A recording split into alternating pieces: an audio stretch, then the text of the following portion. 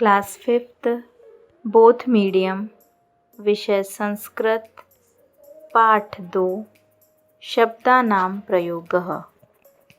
बच्चों, आपको पाठ 2 में स्त्रीलिंग, पुल्लिंग और नपुंसकलिंग के बारे में बताया गया है। आपने क्लास 4th में पढ़ा होगा संस्कृत में 3 लिंग होते हैं, है ना? पुल्लिंग, स्त्रीलिंग और नपुंसकलिंग। आज हम इन तीनों लिंगों से संबंधित प्रश्न पढ़ेंगे। पहला प्रश्न आपको दिया है, चित्राणि दृष्ट्वा वाक्यानि पूरयत। चित्रों को देखकर वाक्य पूरे कीजिए। क दिया है, अयम अध्यापकः, यह अध्यापक है। यहाँ अयम का अर्थ होता है यह, है ना? यहाँ पुल्लिंग का प्रयोग किया है। पुल्लिंग में अयम को क्या बोला जाता है? यह। अयम मयूरः, यह मोर है। अयम आकाशः, यह आकाश है। प्रश्न नंबर 2 दिया है, संस्कृते लिखत, संस्कृत में लिखिए। यहाँ बच्चों आपको हिंदी के शब्द दिए हैं जिनको संस्कृत में लिखना है। देखिए, किसान, किसान को संस्कृत में लिखते हैं कृषकः। शेर, शेर को संस्कृत में लिखते हैं सिंह। मोर, मोर को संस्कृत में लिखते हैं मयूरः। राजा, राजा को संस्कृत में लिखते हैं नृपः। बढ़ई, बढ़ई को संस्कृत में लिखते हैं तक्षकः। आकाश, आकाश को संस्कृत में लिखते हैं आकाशः। अगला प्रश्न देखिए 3, सम्यक मेलनम कुरुत, सही मिलान कीजिए। अभी ऊपर हमने हिंदी शब्द को संस्कृत में लिखा है ना? यही आपको संस्कृत शब्द को हिंदी से मिलाना है ना? शब्द वही हैं जो अभी हमने पढ़े थे। पहला शब्द दिया है मयूरः, मयूरः का हिंदी अर्थ होता है मोर। तक्षकः, तक्षकः का हिंदी अर्थ होता है बढ़ई। नृपः, नृपः का हिंदी अर्थ होता है राजा। धावकः, धावकः का हिंदी अर्थ है दौड़ने वाला।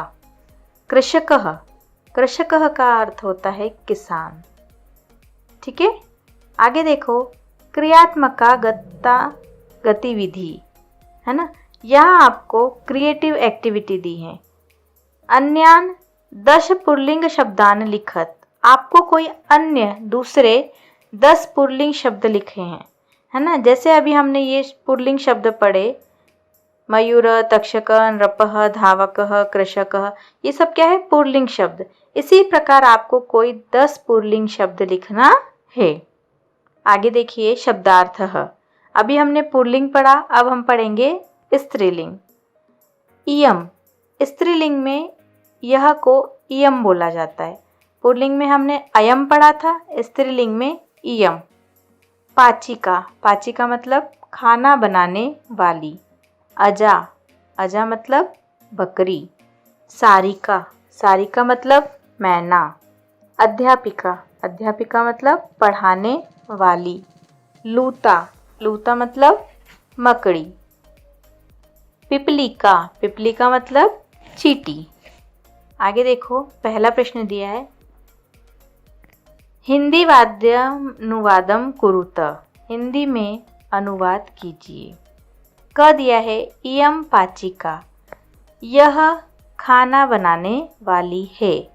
पाचिका का हिंदी अर्थ क्या होता है? खाना बनाने वाली।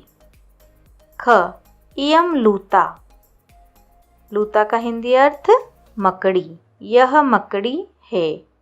इयम माला, यह माला है। प्रश्न नंबर 2 देखिए, रिक्त स्थानानि पूरयत, रिक्त स्थानों को पूर्ण कीजिए। क दिया है, इयम पाचिका, क रिक्त स्थान में आएगा पाचिका। ख, इयम अजा, ख रिक्त स्थान में आएगा इयम। ग दिया है, इयम सारिका, ग रिक्त स्थान में आएगा इयम। ख और ग दोनों रिक्त स्थान में आएगा इयम।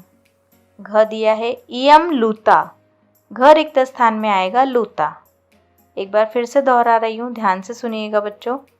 क रिक्त स्थान में आएगा पाचिका, ख रिक्त स्थान में आएगा इयम, ग रिक्त स्थान में आएगा इयम और घ रिक्त स्थान में आएगा लूता। प्रश्न तीसरा देखिए, सम्यक मेलनम कुरुत, सही मिलान कीजिए, है ना। यहाँ सही जोड़ी जिसको हम बोलते हैं ना, क से ख को मिलाना है, क स्तंभ से ख स्तंभ को मिलाना है। पहला दिया है आपको सारिका, सारिका अर्थात मैना, लूता, लूता अर्थात मकड़ी, अजा, अजा मतलब बकरी। ठीक है, आगे देखो, क्रियात्मका गतिविधि अन्यान 10 स्त्रीलिंग शब्दान लिखत।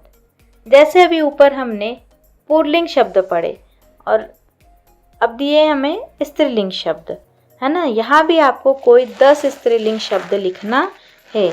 जैसे ये 10 स्त्रीलिंग शब्द हमने पढ़े ना अभी, पाचिका, लूता, माला, अजा, सारिका, इसी प्रकार आपको कोई 10 स्त्रीलिंग शब्द लिखना है। अगला देखिए, अब हम पढ़ेंगे नपुंसकलिंग। इदम, यह को नपुंसकलिंग में इदम कहा जाता है। हमने क्या पढ़ा, पुल्लिंग में अयम, स्त्रीलिंग में क्या पढ़ा हमने अभी, इयम। पुल्लिंग में अयम, स्त्रीलिंग में इयम और नपुंसकलिंग में इदम। आगे देखो, एतत् का मतलब भी क्या होता है, यह। चल दूरभाषम, मोबाइल, है ना। चल दूरभाषम क्यों बोला, क्योंकि हम मोबाइल पे चलते फिरते बात कर सकते हैं ना, यहाँ वहाँ जाकर हम बात करते हैं। छत्रम मतलब छाता, पुष्पम मतलब फूल, वस्त्रम मतलब कपड़ा, पर्णम मतलब पत्ता। पहला प्रश्न देखो, चित्रानुसारम उत्तरम लिखत, चित्रानुसार उत्तर लिखिए, है ना। चित्रों के अनुसार हमें उत्तर लिखना है। पहला दिया है एततम किम, यह क्या है। किसका चित्र दिख रहा है बच्चों, चंद्रशेखर आजाद का। एतत् चंद्रशेखर आजादः चित्रम, यह चंद्रशेखर आजाद का चित्र है। ख दिया है इदम किम, यह क्या है, इदम पुष्पम, किसका पुष्प है, कमल का। तो हम क्या लिखेंगे, इदम कमलम, है ना। या लाल कमल का फूल है, तो लाल कमल के फूल को संस्कृत में कहा जाता है कोकंदम। ठीक है, इदम कमलम भी लिख सकते हैं और इदम कोकंदम भी लिख सकते हैं। अगला देखिए, ग एतत् किम, यह क्या है। एतत् चल दूरभाषम, मतलब यह क्या है, मोबाइल है। दूसरा देखो, चित्राणि दृष्ट्वा रिक्त स्थानानि पूरयत, चित्रों को देखकर रिक्त स्थानों को पूर्ण कीजिए, है ना। पहला दिया है क, इदम रिक्त स्थान। पहले चित्र में क्या दिख रहा है हमको, काय का चित्र दिख रहा है, आम का, है ना। इदम आम्रम, यह आम है।